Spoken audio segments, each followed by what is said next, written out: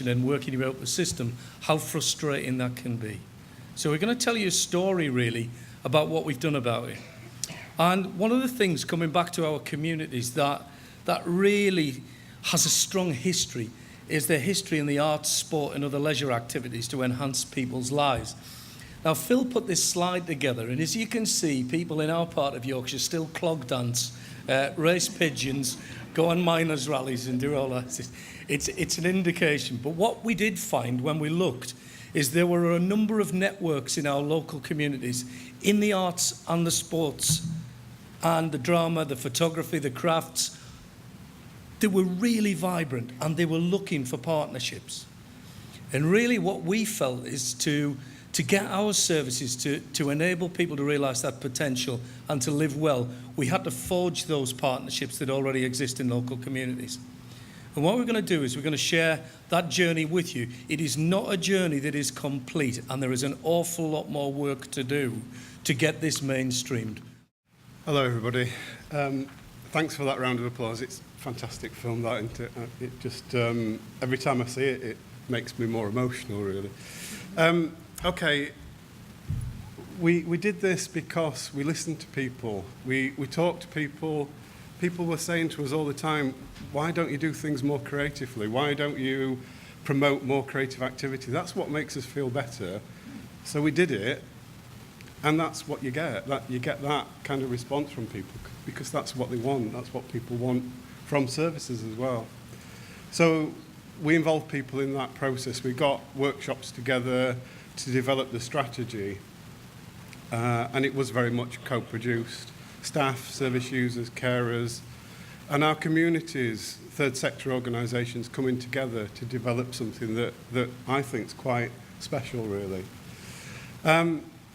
We talked a lot about funding, and actually one of the aspects of this is that what we were able to do is we put a little bit of funding into things, but actually we got loads of match funding, at least half match again, but sometimes it was 3 and 4 times that because it resonated with, like the Arts Council have funded some of our projects, Big Lottery have funded some of them, and because we work with our partners, it enables them to release some of that funding really and do things together. So the money's important really. It extends our current pathways because people have started, the two young men in that video who were doing the rock climbing, we paid for them now to become instructors, and now they're leading their own programs really. They're kind of, they found a passion for something and they're doing it day in, day out now. And that passion's quite important. I think if you find a passion for something, like all of us, you kind of, you build on that passion really. I think it was mentioned earlier around a social movement. That's what we feel now we've created really. The people got behind it. People feel like they can shape it, they can work with it, they can be part of it, and they can really move it forward really. So that's an important element really. Just a quick, there are just a few of our partners. We've got community groups, we've got community organisations, but also we've got, like the Yorkshire Sculpture Park are a partner, the Epworth Gallery, Barnsley Football Club. They all want to help us with this because it's important to them as well, really. They want to contribute to their community, so I think that's an important aspect. Why, the benefits of this. Debs is going to talk now about the benefits of Creative Minds, so I'll hand over to Deb. Thank you. I'm Debs. I'm a service user, patient, client, customer, or last week in Barnsley I was known as a folk. So I use the term service user, I use a service. I've used a service for a long time and I've seen many changes. Not all of them good, but we have progressed. I found Creative Minds by accident. I was sat in the psychologist's waiting room and saw this leaflet for Art for Wellbeing. Not an artist, never been an artist, didn't do art at school other than at junior school where you had to. I was ridiculed of my daughters who thought playing quick on the draw was merely a game to pick on mum and how atrocious their drawings were. So I decided to give it a go. Absolutely petrified, went along. Really enjoyed the first class, having come home with something that resembled what it was supposed to. My daughters didn't believe me, so I had to draw it again at home just to prove that I hadn't got one of the tutors to draw it, that I had actually done it myself. And from there, I joined a class which, I mean, Larry used the term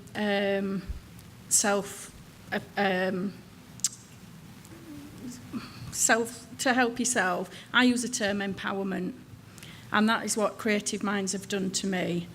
I've come a very long way in quite a short space of time. When Larry was on about the person who was worried about being found dead smelling, I've come from a place where I thought the world, yes, the world would be better off if I wasn't in it.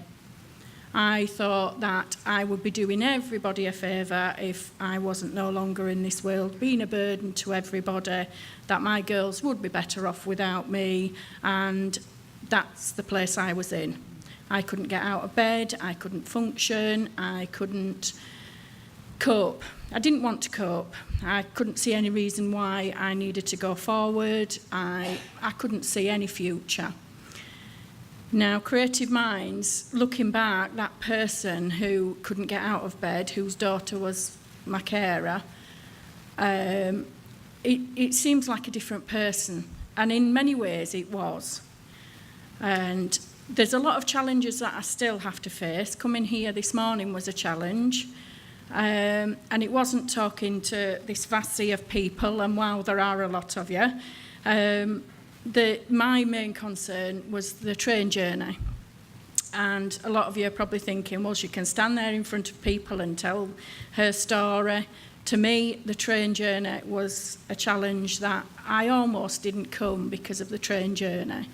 The thought of it absolutely frightened the life out of me. And I started getting myself worked up. Can I do this? What kind of state I was in? I rang my boyfriend and he says, I want you to sit down. I sat down. He says, why are you flapping? That's the term he used, flapping. I don't know if you all understand that term, but it's worrying about something. And I just said, I don't know how I'm going to cope in the train station, all these people. I think it'd be really frightening. And he says, that's the old Debs. You're a new Debs. He says, you're the Debs that got on that plane, because I went to Sweden with Stephen and Phil to tell about my journey at an International Health Festival. He says, you got on that plane, you were fine, you coped, you didn't need medication, you didn't panic, you wasn't sick, and you coped. He says, this is the new Deb. Try it and see how you go. So, got on the train this morning, absolutely fine. Had no problems whatsoever.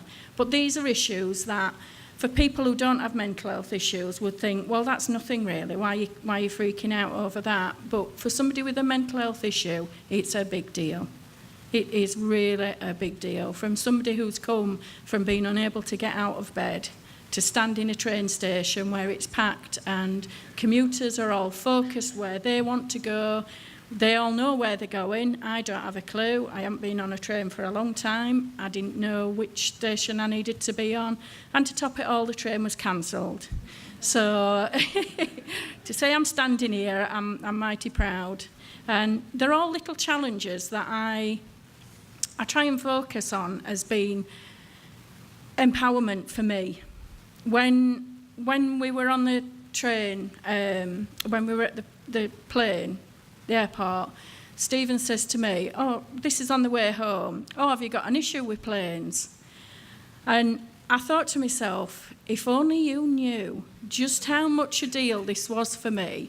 But then I thought, well, hang on a minute, how proud are you that you've come this far, that he doesn't know that I've got such a big issue with planes or trains. But to me, it's a huge difference. And these little steps that you have to take just mean so much.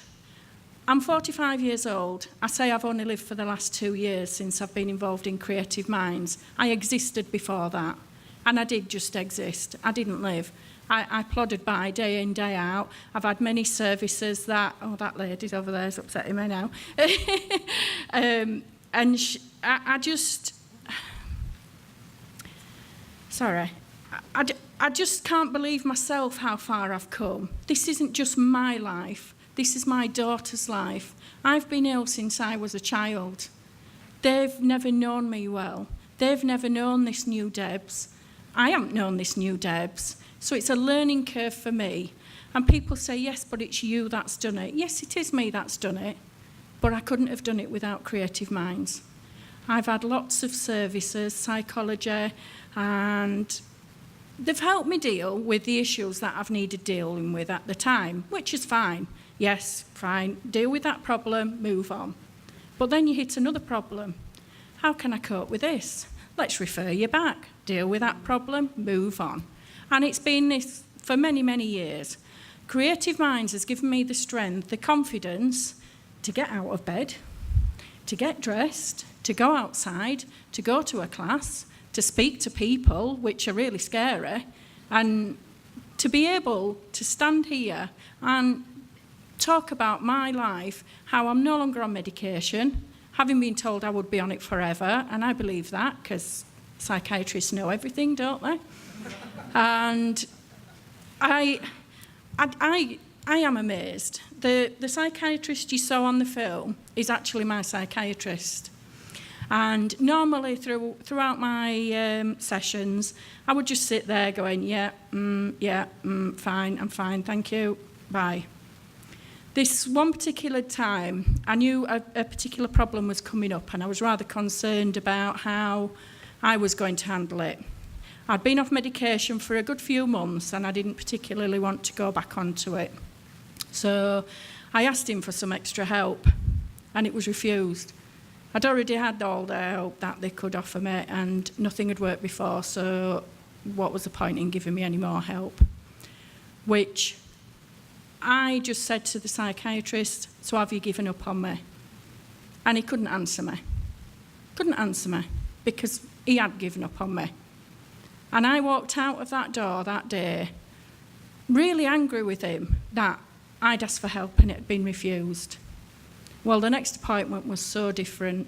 The 10-minute appointment turned into a 50-minute session of me ranting and raving at him at how much he'd let me down, how much he'd let the service down, and how bad the service had treated people like me. And he just sat there absolutely stunned. This mild woman who barely said 2 words to him all the time I'd been receiving treatment was suddenly had a voice, and she was using it. And now he's the best advocate because he's seen where I've come from and where I am.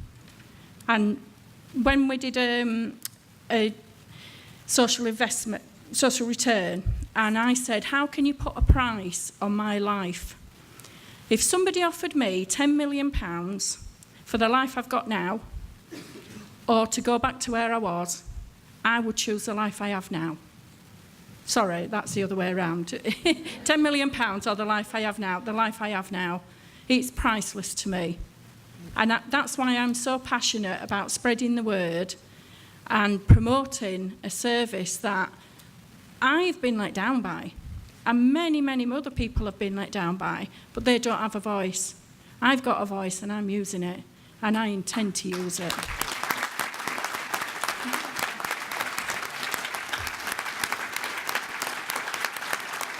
Plus, I borrow my neighbour's dog as well, and I do use my neighbour's dog to go for a walk. Oh, sorry. This is one of my paintings that I've drawn, and I call it my silver lining. It's not very clear on there. And it's above the turbulent sea, there's a glimmer of hope, and that's the hope that I cling on to, that each day is better and better. Thank you.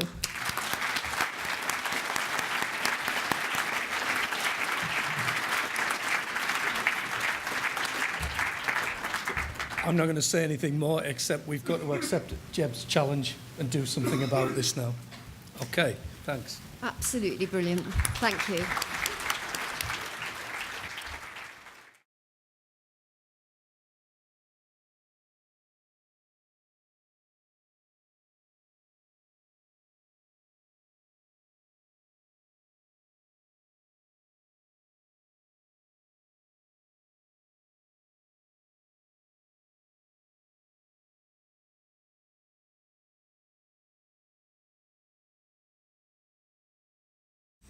Yeah, the title of the talk then, putting co-production into practice and having principals go throughout that.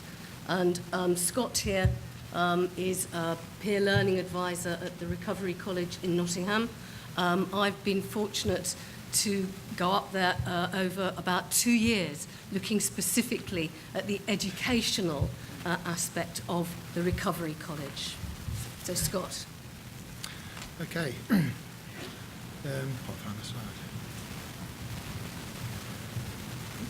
Right, co-production at the Nottingham Recovery College. So it's a model which experts by profession work collaboratively with experts by experience, with training qualifications in co-producing a course through a scheme of work in more than one session, with subsequent session plans as necessary. Each co-producer should have equally valued input into the decision-making process, course content and the production of the final documents. All comments and opinions should be fully explored and be respected, with time being allowed for full consultation so the process to be conducted. Any discrepancies should be dealt with and concluded within the consultation process. The final document should reflect all positive contributions made during the co-production process. That's just a slide of flip chart paper showing co-production.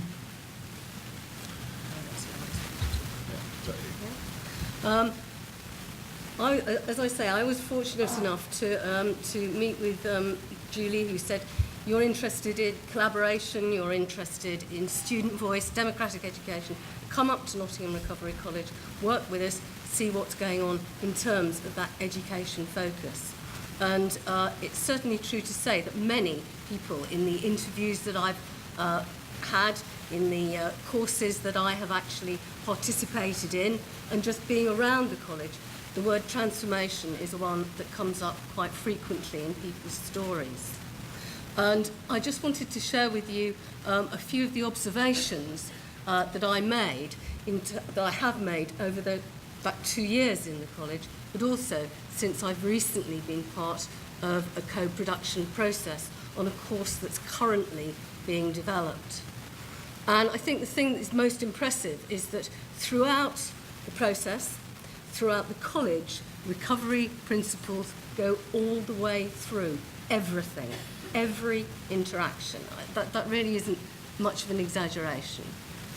And likewise, there's a consistent focus on the education, the educational aspects, the learning that people have when they come to the college.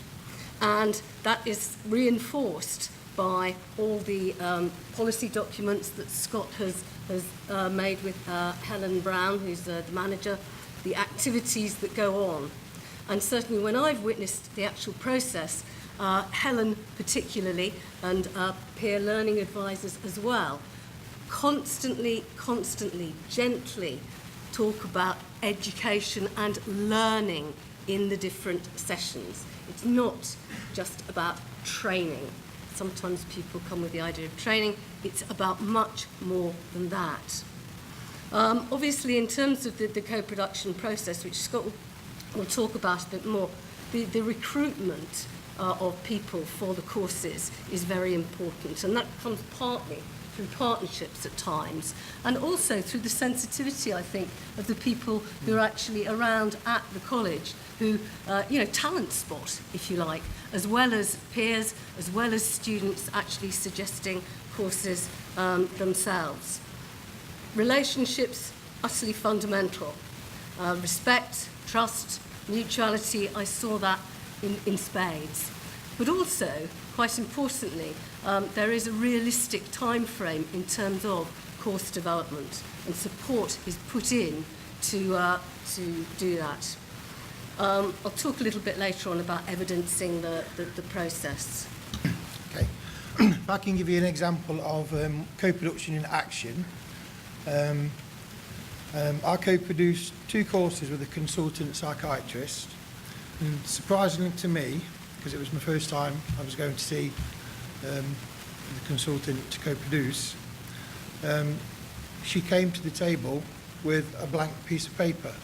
I expected her to come with some ideas for the lessons, and just for me, that'd be a token gesture just to rubber stamp it and say, yes, okay, let's go along with that. But she didn't. And together we explored the topics and themes of the two courses. We agreed the course content and how it would facilitate co-delivery. For me as a student who had gone to appointments with my consultant psychiatrist for 8 years, it was a very different experience. I found it very empowering. It made my knowledge, my skills, and therefore my assets feel valued again, like it was when I used to be a teacher. Yeah. And one of the things I think that you will be familiar with is the idea of the co-production between experts by profession and experts by lived experience. Although, as Ange says, I rather prefer the term living experience. And of course, as we also know, those two things can be quite interchangeable. The students may very well be professional people. The people who are professionals may very well have significant mental health challenges.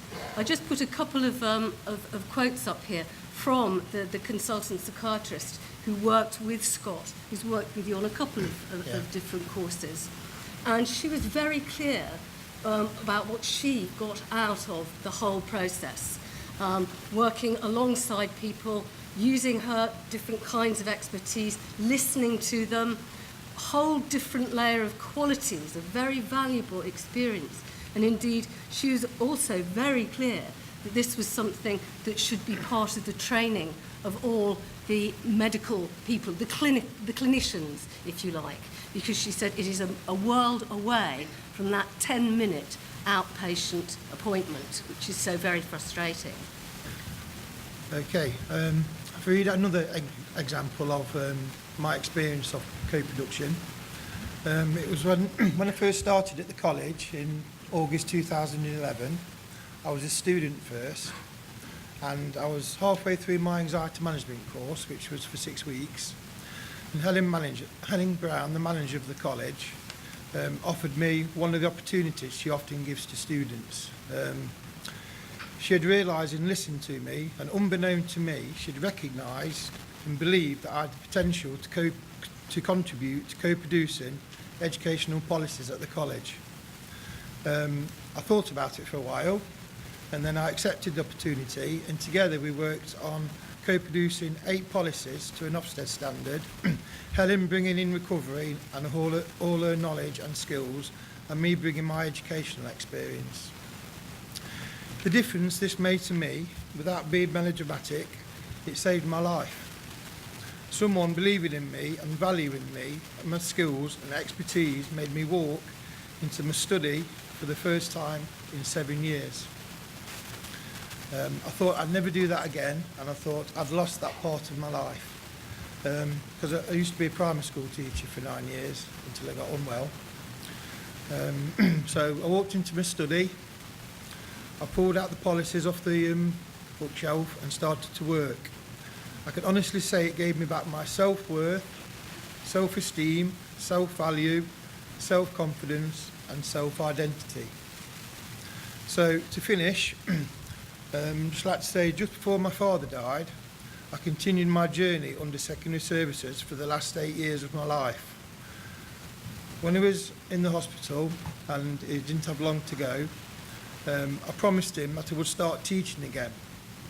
And I believed I was telling him a lie. And that made me feel awful, but I knew it was what he wanted. So I didn't know then I was going to go to college, be a student, be a volunteer, and now be fully employed. But after all, what I told my dad wasn't a lie, so I feel proud about that. So I'm standing here in front of you today, employed as a peer trainer, teaching every day and helping people move forward on their recovery journey each day as I move forward on mine. I can't thank Helen Brown and the college enough, and that is the difference co-production in action can make to lives. Thank you.